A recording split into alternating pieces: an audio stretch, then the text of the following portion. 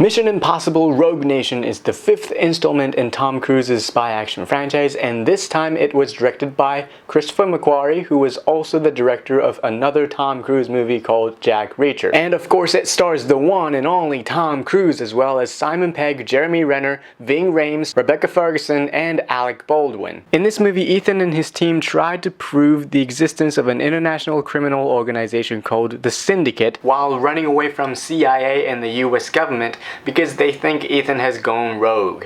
They never listen to good guys, do they? Now, I was really looking forward to seeing this movie. The trailers looked amazing, and I've heard nothing but extremely positive things about Rogue Nation. I am a fan of the franchise, and one thing I admire about Mission Impossible is that it brings a new director for each movie. And I was curious to see what Christopher McQuarrie could bring to this film, because we all loved Ghost Protocol. I think we can all agree that Brad Bird did a phenomenal job making that movie, so the expectation for Rogue Nation was pretty high. Now, did this movie live up to my stupid expectation?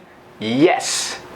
And a little bit of no. Let me explain. Now, let me just say I had a fun time watching this movie, and there are so many things I really liked about Mission Impossible 5. Firstly, this is a fun movie. It's a well-made, big-budget summer blockbuster full of thrilling action sequences and very suspenseful moments. One of the things I liked about this movie is the story, and in so many ways, it reminded me of the first Mission Impossible film. There are many suspenseful and unpredictable moments. It felt like a solid espionage story, while the other Mission Impossible sequels focused a lot on the action set pieces, which is not necessarily a bad thing. I'm just saying this movie has a surprisingly solid story, and I did not see that coming. Now, speaking of the action set pieces, holy shit, the action in this movie is freaking awesome. It is fast-paced and exciting and gripping in every sense of the word. We all remember that one sequence in the trailers where Tom Cruise is hanging onto a cargo plane, and before watching this movie I thought that was going to be the highlight of this movie.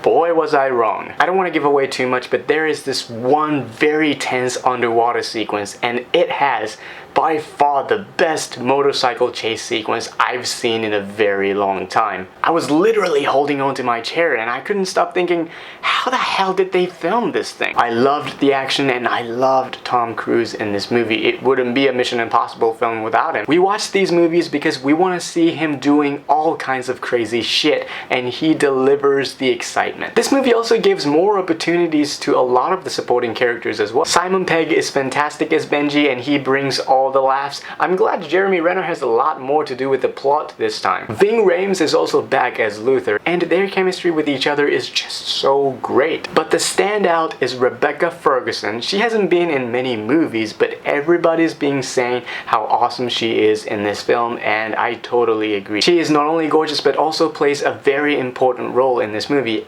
And she can act too, and she's really great. She's a badass. Now, one more positive thing before I get into my issues with the film. I thought Christopher McQuarrie did a wonderful job juggling the action sequences and the story and the characters. I wasn't a huge fan of Jack Reacher. I thought it was an okay detective movie, very conventional and just but he really surprised me with this film. I liked his style. It feels grittier and has more realistic tone compared to Ghost Protocol. And I liked how he handled the action. So yeah, kudos to Mr. McQuarrie. With that being said, let's get into my issues with the film. Issue number one, there's a little bit of pacing problem throughout the film. While Ghost Protocol is well paced and doesn't make you feel like you're watching a 2-hour-long movie, this movie does feel a bit too long, and towards the third act it definitely slows down, and you can tell that it's running out of the energy. Issue number two, and this is by far my biggest problem with this film, and that is the entire third act, the last half an hour of this movie. I won't spoil anything, and I will try to make it as vague as possible. At the end of the second act, something happens to one of the main characters, and Ethan and his team are forced to do this one mission. And I thought this specific mission was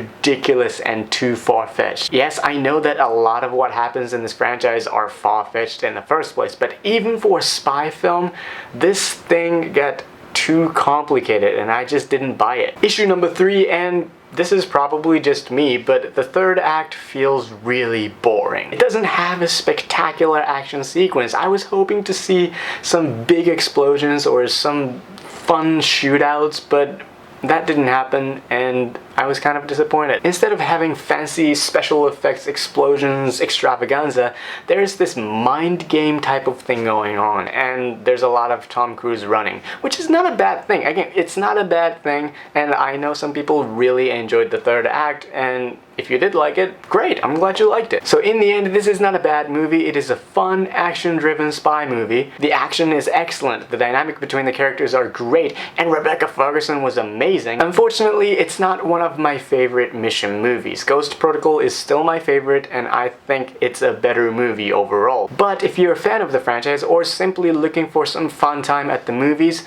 this movie will definitely satisfy your needs. I give Mission Impossible Rogue Nation a solid B+. So what are your thoughts on Mission Impossible Rogue Nation? Did you like it? Did you not like it? And what is your favorite Mission Impossible movie? Please comment down below. Thank you so much for watching, and if you like this, make sure you give it a thumbs up, and please subscribe to my channel as well so you will not miss any more updates from me ever again. You guys are the best. Thank you so much, and I'll see you guys next time.